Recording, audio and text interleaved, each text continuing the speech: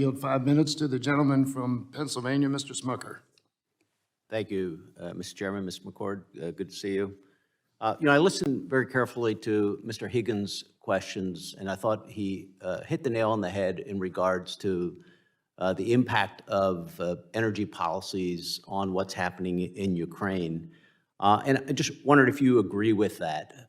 Do you agree that energy policies were in many ways are linked to what's happening in Ukraine?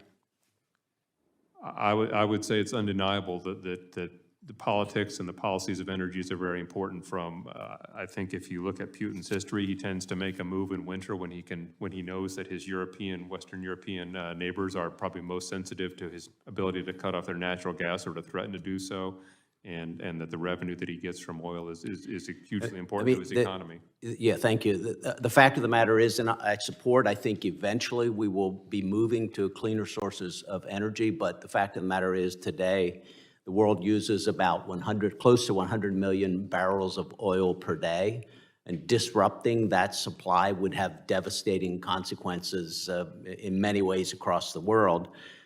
Do you believe that whether or not our nation is energy independent is important for our future security? It is. Under the previous administration, it was widely seen that that we were, as a country, energy independent. Do you agree with that?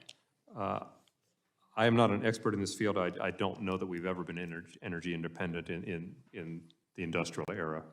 But do you agree that some of the first actions that President Biden has taken reduced our energy production and our energy independence?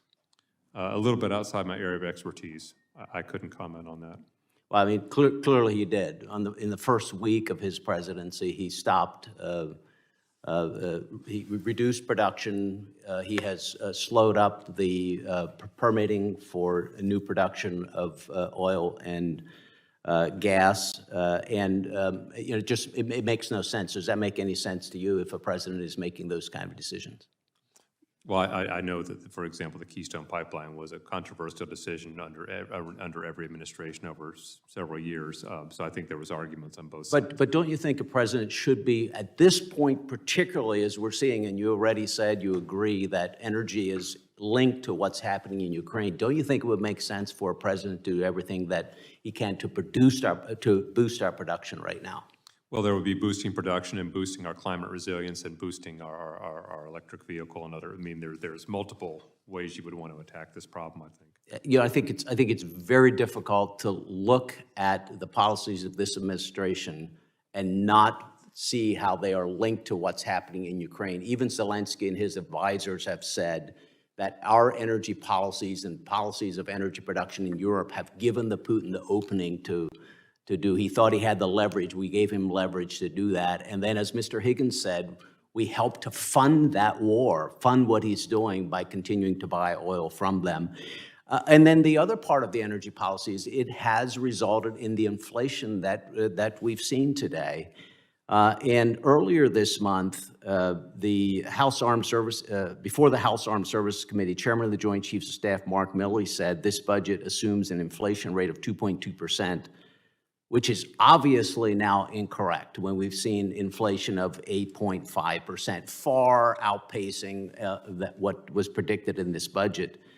Why do you think the budget has missed the mark in so many ways in regards to rising prices?